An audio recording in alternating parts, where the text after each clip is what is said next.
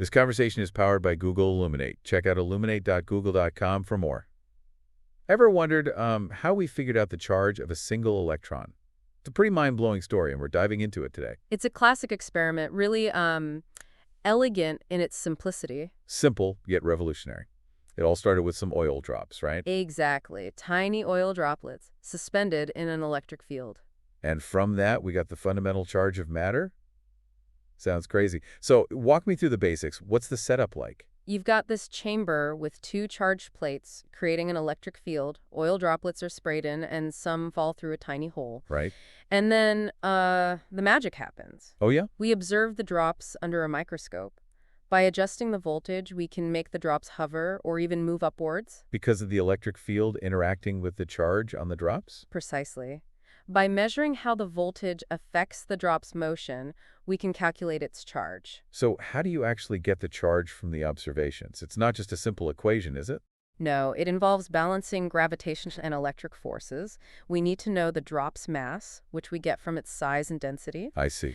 And the electric force depends on the charge and the voltage. Right. Exactly. By carefully measuring the voltage needed to suspend a drop, we can calculate its charge. Millikan did this for many drops. Wow. And what did he find?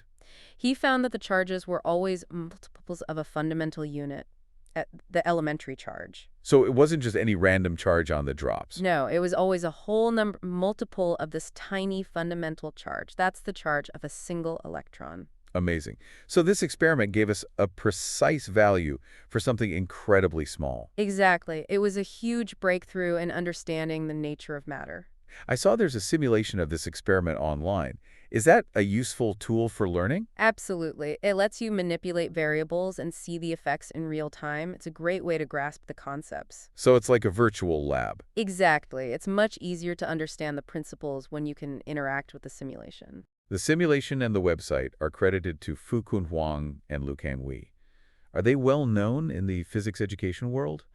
Yeah, they're highly respected for their work in creating interactive physics simulations. Their resources are widely used. So this isn't just some obscure experiment, it's a cornerstone of physics education. Precisely. It's a fundamental experiment that's still taught today. The website mentions open educational resources. What does that mean? It means the materials are freely available for anyone to use and adapt. It's a great way to make education more accessible. So anyone can use this simulation to learn about the Millikan oil drop experiment? Exactly. It's a fantastic example of open educational resources in action. The website address is iwanttostudy.org.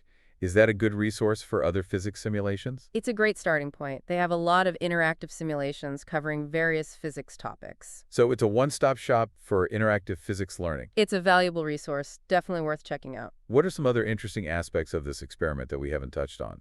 There's been some debate about the accuracy of Millikan's original data and how he selected which data points to include. Really? Yeah, so even classic experiments have their controversies. Wow. Absolutely. It's important to remember that science is a process of refinement. What's the lasting impact of this experiment beyond just finding the charge of an electron? It demonstrated the quantized nature of electric charge, a fundamental concept in physics.